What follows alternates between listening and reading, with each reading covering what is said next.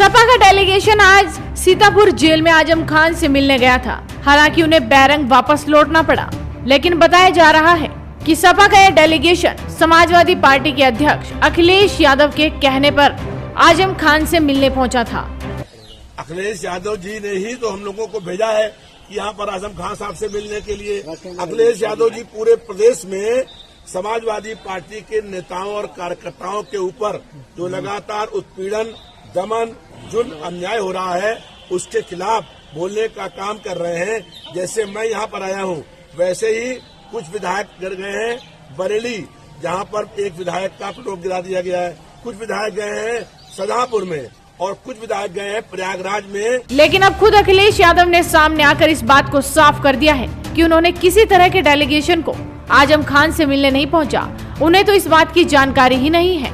आप भी सुनिए अखिलेश यादव ने किस तरह से इस सपा डेलीगेशन की बात पर जवाब दिया।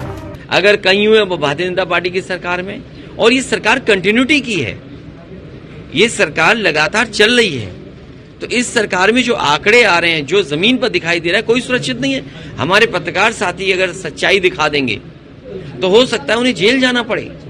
बलिया के अभी भी पत्रकार इंतजार कर रहे हैं कि कब उन पर मुकदमा खत्म होगा।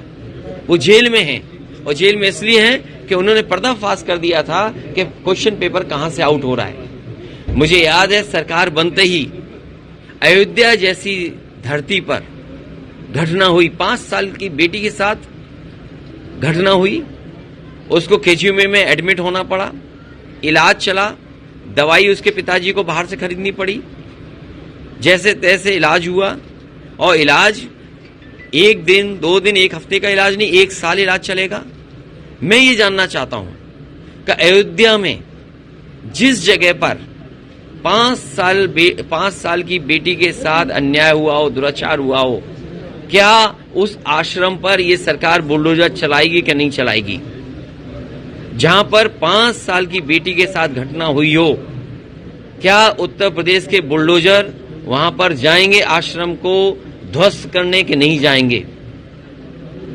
एक सवाल और है अखिलेश जी, आज प्रतिनिधि मंडल गया था आजम खान साहब से मिलने, लेकिन उन्होंने इनकार कर दिया समाजवादी पार्टी के लोगों से मिलने। मेरी जानकारी में नहीं है कौन गया था मिलने, मेरी जानकारी में नहीं है। विधायक जी कहते रविदास मल्होत्रा, क्योंकि मुझे यहाँ पर इस गांव में आना था, मुझे जानकारी नहीं है कि कौन मिलने गया था। वो स्वयं ही शायद गए होंगे, मुझे जानकारी नहीं है। सर, आजम को लेकर बड़ा सोशल मीडिया पर भी चल रहा है और तमाम माध्यमों से चल रहा है कि वो नाराज है पार्टी से। समाजवादी पार्टी उनके साथ है।